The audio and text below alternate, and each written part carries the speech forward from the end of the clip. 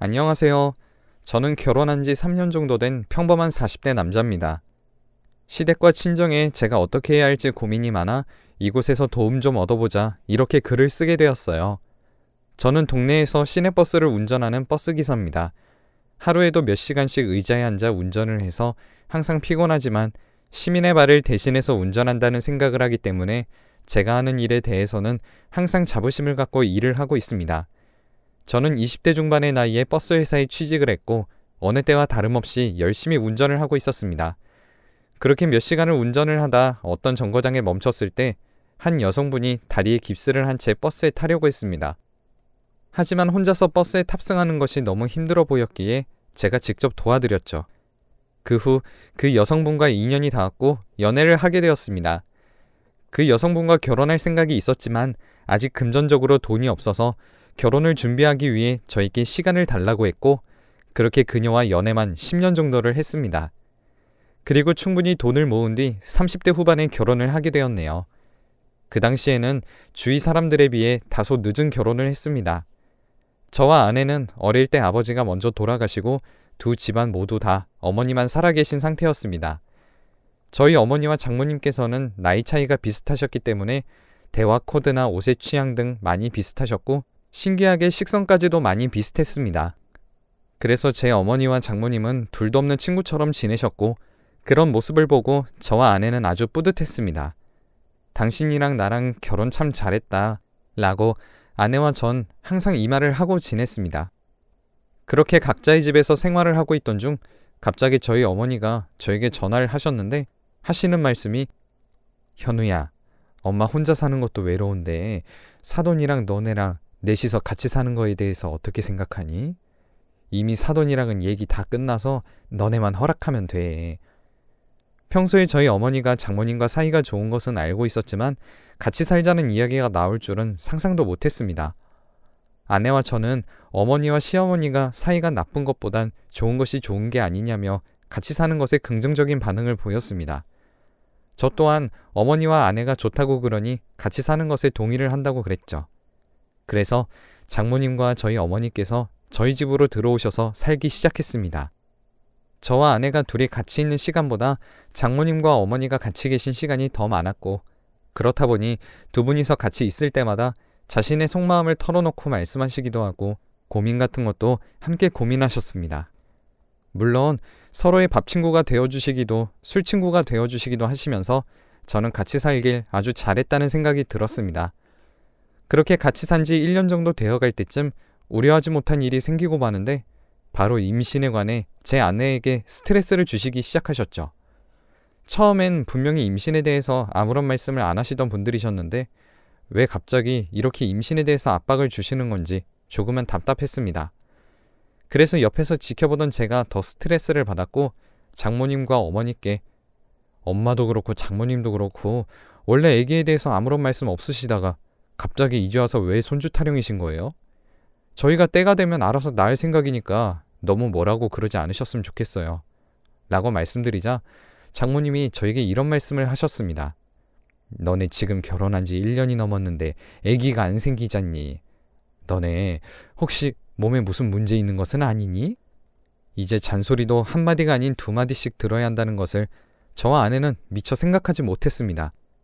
그냥 무조건 좋은 게 좋은 거라고만 생각을 했으니까요. 저희 몸에는 아무런 문제 없으니까 걱정 안 하셔도 됩니다. 사실 아내와 저는 결혼을 하기 전에 연애를 했을 때도 일하는 것에 너무 지쳐 있었고 그로 인해 항상 집에 들어오면 그냥 밥만 먹고 자기만 했기 때문에 잠자리를 가질 일이 별로 없었습니다.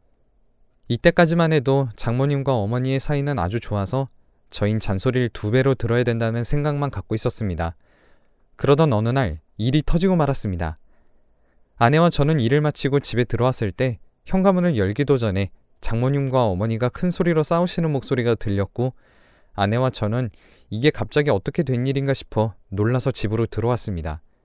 아니나 다를까 두 분이서 싸우시다가 저희가 들어오니까 아무런 말씀을 안 하셨어요. 저는 제 어머니를 방으로 데리고 들어갔고 아내는 장모님과 거실에서 대화를 나누었습니다. 저는 어머니께 어떻게 된 일인지 상황 설명을 해달라고 부탁을 하니 어머니께서는 평소에 대화도 자주 나누고 힘든 일이나 고민 같은 게 있으면 이야기를 많이 하니까 나도 평소처럼 얘기를 하려고 했는데 갑자기 내가 말하는 걸 듣기 귀찮다는 것처럼 화를 내는 거야. 지금까지 내가 자기 얘기 들어준 게 몇 개인데 내가 뭔 말만 하려고 그러면 항상 저런 식으로 나온다니까. 그러니까 내가 이 열이 받아 안 받아? 라고 하셨습니다. 그렇게 어머니와 대화를 마치고 아내에게 잠깐 안방으로 들어와 달라고 얘기하고 장모님의 입장도 아내에게 건너듣게 되었죠. 우리 엄마는 시어머니가 고민 말씀하시는 게 짜증나는 게 아니라 해결 방안을 항상 제시해 주는데 정작 시어머니는 우리 엄마 말을 무시하시고 그냥 자신이 하고 싶은 대로 행동하신대. 저희는 그렇게 큰 문제라는 생각이 안 들었기 때문에 서로 조금만 이해하고 넘어가면 될 문제라고 생각을 했습니다.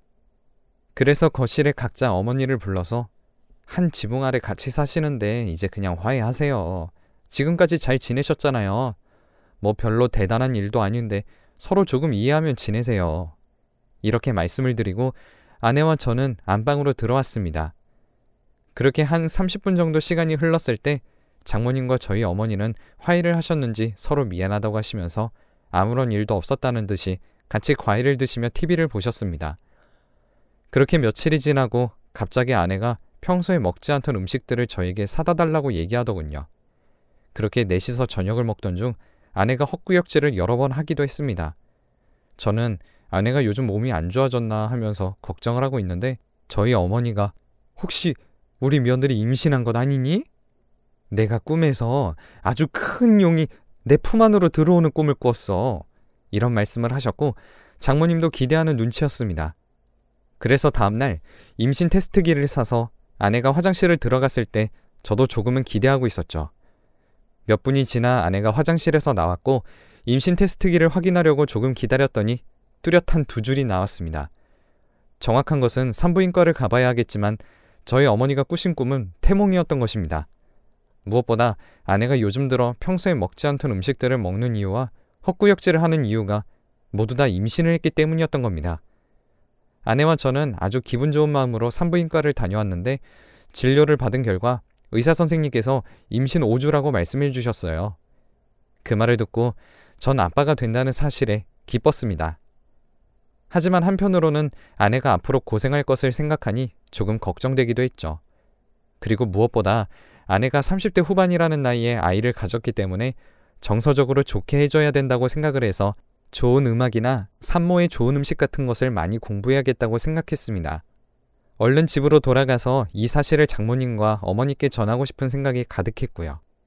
그렇게 집에 도착해서 장모님과 어머니께 임신이 맞다며 이제 할머니 되시는 거라고 말씀드리자 지금까지 볼 수 없었던 표정을 지으셨습니다. 그렇게 아내는 임신 때문에 하던 일도 잠시 쉬고 주로 집에서 생활하며 지금까지 하지 못했던 취미생활을 즐겨 했습니다. 저는 아내가 임신하는 동안에라도 스트레스를 조금이라도 주지 않으려고 어머니와 장모님께 아내 앞에서 서로 싸우지 않았으면 좋겠다고 신신당부를 해드렸습니다. 그리고 저 또한 아내 신경에 거슬리지 않기 위해서 아내가 출산하기 전까지만이라도 회사 회식도 안 나가고 집에 일찍 들어갔습니다.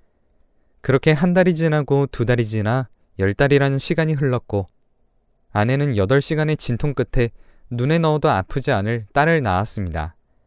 아기를 보니 아기를 하나 더 낳고 싶다는 생각이 들었지만 의사 선생님께서 늦은 나이에 아이를 하나 더 가지게 되면 산모의 목숨이 조금은 위험하다고 말씀하셨습니다. 아무리 아기가 좋다고 해도 제가 제일 사랑하는 아내를 잃어서는 안 된다는 생각을 했기 때문에 저는 그냥 첫 아이로 만족했습니다. 그렇게 이쁜 우리 딸아이에게 내 식구의 모든 사랑과 관심이 쏠렸습니다. 하지만 아이가 태어난 것으로 인해 트러블이 생기기 시작했고요. 아내가 임신으로 일을 쉬다가 출산과 동시에 다시 원래 일을 하기 시작했고 집에서 장모님과 저희 어머니가 아이를 돌봐주시기로 하셨습니다. 그런데 그로 인해 또 싸우신 겁니다. 장모님께서는 아니 내가 딸을 낳아봤으니 손녀딸은 내가 더 잘 볼 수 있지. 넌 아들 낳았으면서 어떻게 손녀딸을 제대로 볼 수 있겠어? 라는 말씀을 하셨고 저희 어머니께서는 아기인데 왜 성별을 따지고 그래? 라는 말씀을 하셨습니다. 저희 딸은 장모님과 저희 어머니의 사랑을 독차지했지만 장모님과 저희 어머니는 서로가 육아를 더 잘한다고 하시며 싸우셨습니다. 그렇게 자주 티격대며 싸우셨고 도저히 지켜만 보고 있을 수 없었던 아내와 저는 한 가지 약속하자고 제안했습니다. 주말에는 저희가 아이를 돌볼 테니까 어머님께서는 일주일씩 번갈아 가면서 아이를 돌보시는 거 어때요? 일주일은 저희 어머니가 돌보고 일주일은 장모님께서 돌보는 거요. 손녀딸인데 이렇게까지 관심 가져주시는 것은 정말 감사한데 이렇게 사소한 일로 매일 다투시면 저희가 더 스트레스 받아요. 그리고 처음에 같이 4명이서 살기로 한 이유가 장모님이랑 어머니가 원하셔서 그렇게 된 건데 이렇게 하루가 멀다 하고 싸우시면 저희가 너무 스트레스 받아요. 직장에서도 엄청난 스트레스를 받는데 집에 와서까지 어머님 때문에 스트레스를 받으니 저도 모르게 눈물이 났습니다.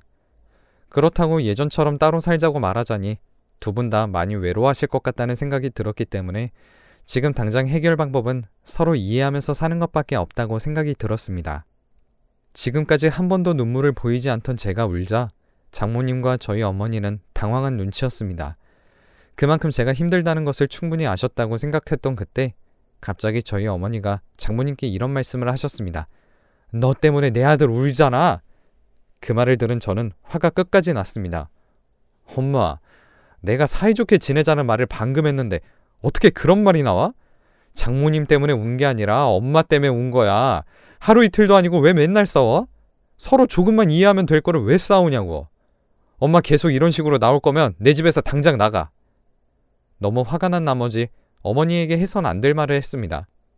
그렇게 저는 어머니와 며칠 동안 냉전의 분위기 속에서 살았는데 다행히 장모님과는 사이는 좋아진 것 같아 보였습니다. 시간이 지나 어머님께 제가 그때 막말한 것에 대해 사과했더니 어머니께서 제 사과를 받아주시고 또 평소처럼 잘 지냈습니다. 그렇게 아내와 저는 일을 하러 직장에 나가고 어머니와 장모님은 일주일씩 번갈아 가시며 아이를 돌봐주셨습니다. 그러던 어느 날 갑자기 장모님과 어머니가 기분이 좋은 상태로 아내와 저에게 뭐 갖고 싶은 것들 없냐고 물어보시더라고요. 저와 아내는 생전 처음 듣는 소리에 갸우뚱했습니다. 그런데 장모님과 어머니의 방을 가보니 지금까지 한 번도 보지 못한 옷들과 가방으로 가득했습니다.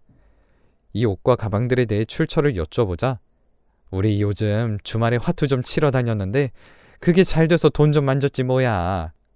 그래, 우리 둘이서만 가면 한탕하고 온다니깐. 어머님들은 근처 동네 주민들끼리 화투를 치다가 제법 돈 좀 벌었다면서 그 돈으로 옷이라든지 가방을 샀다고 하더라고요. 저와 아내는 어머님들의 황당한 고백에 어머님, 그렇게 돈 벌고 화투 치시면 잡혀가요. 조심하세요. 라고 말했고 어머님은 별일 아니라는 듯이 손살을 치며 앞으로 우리 둘의 콤비가 얼마나 세상을 떠들썩하게 될지 지켜보라고 하셨어요. 아내와 저는 그래도 두 분이서 취미생활하고 같이 사이좋게 지내는 것 같아 보기는 좋았습니다. 게다가 돈을 잃지도 않고 따오셔서 저에게 선물을 준다며 고가의 명품 지갑이나 가방들을 선물해 주셔서 저와 아내도 좋았고요. 그렇게 한동안 좋은 날만 있었네요. 시간이 6개월 정도 지나자 장모님과 어머님은 갑자기 이사를 가자고 하는 겁니다. 그래서 무슨 소리냐고 물어보니 돈을 제법 많이 모았다고 하셔서 어머님, 돈이 얼마나 있길래 이사를 가요? 요즘 집값도 많이 올라서 웬만한 돈으로는 집도 못 사요. 하니 장모님과 저희 어머니는 그깟 집 얼마면 사니? 10억이면 사니? 하시더군요. 그래서 10억이면 조그만 평수밖에 못 사요. 서울에 있는 집을 살려면 적어도 20억은 있어야 돼요. 하니 그까짓 거 그냥 사지 뭐 하시는 겁니다. 저와 아내는 이게 무슨 소린가 싶어 멍한 표정을 지으니 저희 어머니가 말을 꺼내셨습니다. 우리 둘이 동네 아줌마 집에서 재미 좀 보다 이젠 하우스를 다니게 됐는데 거기서도 우리 콤비가 죽여줬지 뭐야. 그래서 판돈도 커져서 지금까지 딴 돈만 해도 5억은 넘어. 근데 그 돈으로 주식을 샀는데 10배 넘게 뛰어서 지금 당장 팔아도 50억은 될걸? 하셨습니다. 그때가 한창 주식 열풍이 불었던 시기였고 코스피 지수도 3,000을 넘기던 시점이라 웬만한 주식들은 2배 이상 뛰고 그랬거든요. 그래서 어머님에게 그럼 지금 컴퓨터를 계좌 한번 보여주세요. 진짜 50억 있나? 하니 당당하게 컴퓨터를 켜시더니 각자의 계좌에 있는 돈을 보여주셨습니다. 장모님은 25억 정도 잔고가 있었고 저희 어머님은 30억 정도가 있었어요. 저와 아내는 그 돈이 진짜인가 0이 몇 개인지 열심히 세고 한 번 더 세어봐도 틀림없는 25억과 30억이었습니다. 저와 아내는 각자의 어머님을 껴안고 소리를 질렀어요. 마치 로또 1등에 당첨된 것 같은 기분을 느꼈고 어머님들은 서로 뿌듯한 표정을 지으면서 우린 붙어 다니기만 해도 다 이기고 주식을 사기만 해도 따따블이야 라며 서로를 칭찬했습니다. 그래서 저는 지금 주식이 많이 올랐으니 지금 당장 파셔서 현금화하고 더 좋은 아파트로 이사 가자고 했어요. 어머님들도 승낙하셔서 그렇게 저희는 한강이 보이는 아파트로 이사를 가게 되었습니다.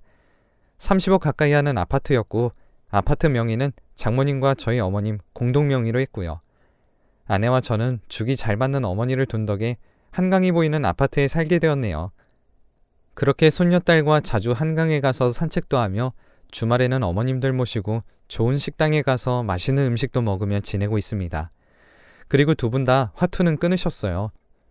화투 대신에 거실에 컴퓨터 2대를 설치하시더니 아침 9시부터 서로 주식창을 보며 이 종목이 좋네, 저 종목이 좋네 하시면서 티격태격 하시면서 서로 주식을 하십니다.